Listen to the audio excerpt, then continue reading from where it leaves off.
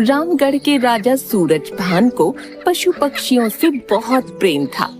उसने अपने महल के पास ही एक बहुत बड़ा उद्यान बना रखा था, जहाँ पर अलग अलग प्रकार के पक्षी और कुछ पालतू जानवर थे।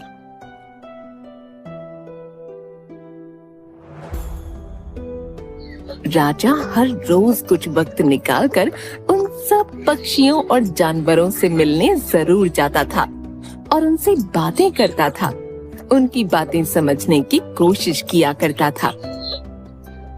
एक दिन राजा उद्यान में पक्षियों के साथ समय बिता रहा था। तभी एक सैनिक आता है।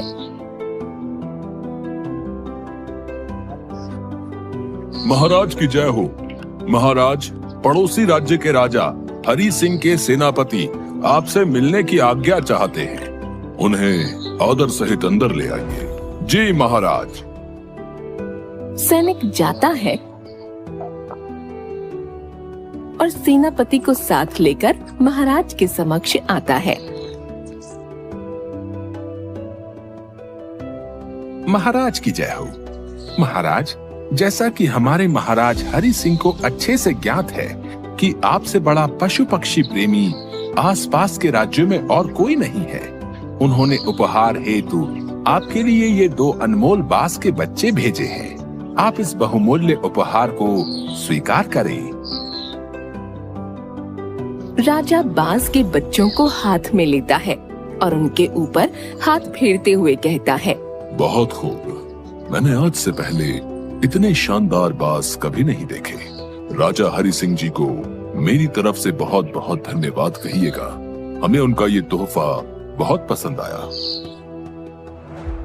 राजा ने उनकी देखभाल के लिए एक अनुभवी आदमी को नियुक्त कर दिया। जब कुछ महीने बीत गए तो राजा ने बासों को देखने का मन बनाया।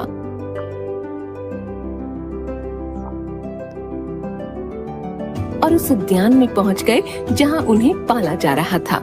राजा ने देखा कि दोनों बाज काफी बड़े हो चुके थे और अब पहले से भी शानदार लग रहे थे। वाह वाह, बहुत अच्छे। आज मैं इनका नाम रखूंगा। एक का नाम बादल और दूसरे का नाम पवन है। आज से तुम इन दोनों को इन्हीं नामों से प्रशिक्षित करोगे। जी महाराज, जैसा आप कहें। उसके बाद महाराज कुछ समय पक्षियों के साथ बिताकर वापस महल आ गए और सेवादार उन दोनों बाजों को बादल और पवन के नाम से पुकारने लगा। कुछ दिनों बाद महाराज ने फिर से उद्यान में आकर सभी प्रिय पक्षियों और जानवरों का दौरा किया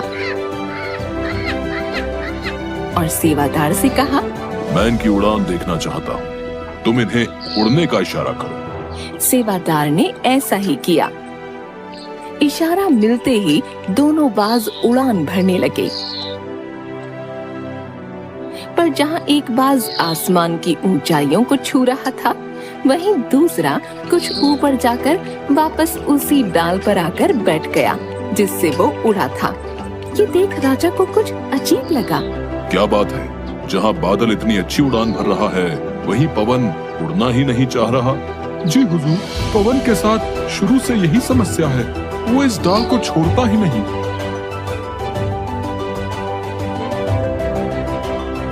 राजा को दोनों ही बाज प्रिय थे और वो पवन को भी उसी तरह उड़ता देखना चाहते थे।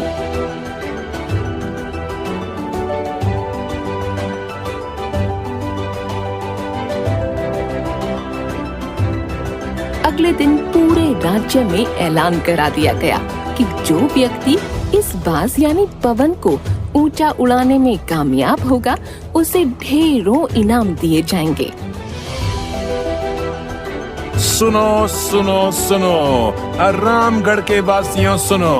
महाराज सूरजभान का आदेश है कि उनके पक्षियों में से प्रिय बाज पवन को जो आसमान की ऊंचाइयों में उड़ाने में सफल रहेगा, उसे स्वर्ण मुद्राएं दी जाएंगी। सुनो सुनो सुनो।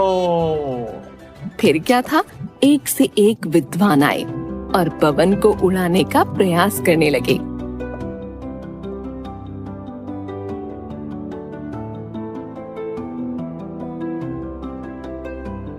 पवन, मेरे हाथ पर बैठो पवन। पवन उड़कर उसके हाथ पर बैठ जाता है। अब विद्वान एक रोटी का टुकड़ा आसमान में उछालता है और पवन को उस ओर उड़ने का इशारा करता है। हुर्रा, शू! देखा महाराज, पवन उड़ रहा है। अरे ये क्या, ये वापस कहाँ आ रहा है?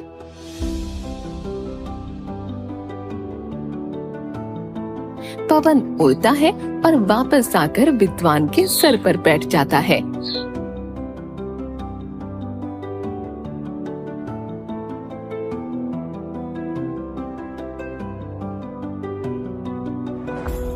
विद्वान शर्मिंदा होकर चला जाता है।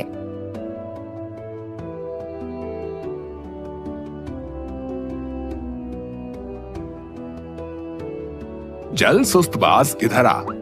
पवन उसको सुनकर भी अनसुना कर देता है। अरे पवन सुनो, हाथ पर बैठो। पवन ने नहीं सुना और विद्वान उसको जबरदस्ती पकड़ने लगता है। तभी पवन उसको हाथ में काटकर सेवादार के पास चला जाता है। दूसरा विद्वान भी नाकाम रहता है, पर हफ्तों बीत जाने के बाद भी बाज का वही हाल था। वो थोड़ा सा उड़ता और वापस आकर डाल पर बैठ जाता। फिर एक दिन कुछ अनोखा हुआ। राजा ने देखा कि उसके दोनों बाज आसमान में उड़ रहे थे। उन्हें अपनी आंखों पर यकीन नहीं हुआ और उन्होंने तुरंत उस व्यक्ति का पता लगाने को कहा जिसने ये कारनामा कर दिखाया था। सैनिक, कौन है जिसने ये कारनामा कर दिखाया? मुझे मेरी आंखों पर विश्वास नहीं हो रहा है। देखो, पवन और बादल कैसे आसमान की ऊंचाइयों पर उड़ान भर रहे हैं। उस आदमी को मेरे सामने बुलाओ। वह व्यक्ति एक किसान था।